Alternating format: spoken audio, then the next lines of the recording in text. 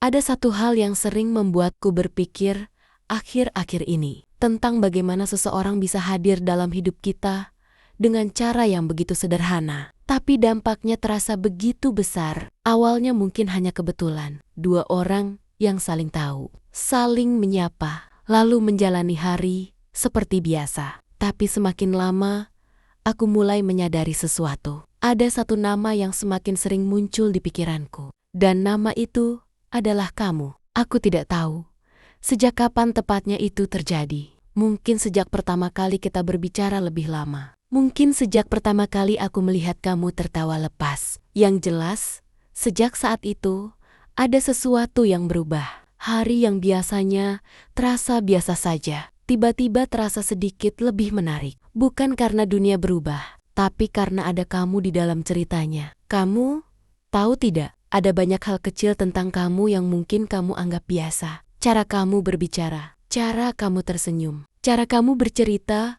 tentang hal-hal sederhana. Tapi justru hal-hal kecil itu yang membuat kamu terasa istimewa. Karena tidak semua orang bisa membuat seseorang merasa nyaman hanya dengan kehadirannya. Tidak semua orang bisa membuat suasana terasa hangat tanpa harus berusaha terlalu keras. Dan entah kenapa, kamu punya hal itu. Kadang aku juga membayangkan sesuatu yang sangat sederhana, bukan tentang tempat yang jauh, bukan tentang hal yang mewah, hanya tentang dua orang yang berjalan santai di sore hari, bercerita tentang hal-hal kecil yang terjadi sepanjang hari. Tidak perlu sesuatu yang luar biasa, cukup ada tawa kecil, cerita sederhana, dan perasaan tenang karena tidak merasa sendirian. Dan setiap kali bayangan itu muncul di pikiranku, orang yang selalu ada di sana adalah kamu. Mungkin perasaan ini tidak selalu bisa dijelaskan dengan kata-kata yang indah.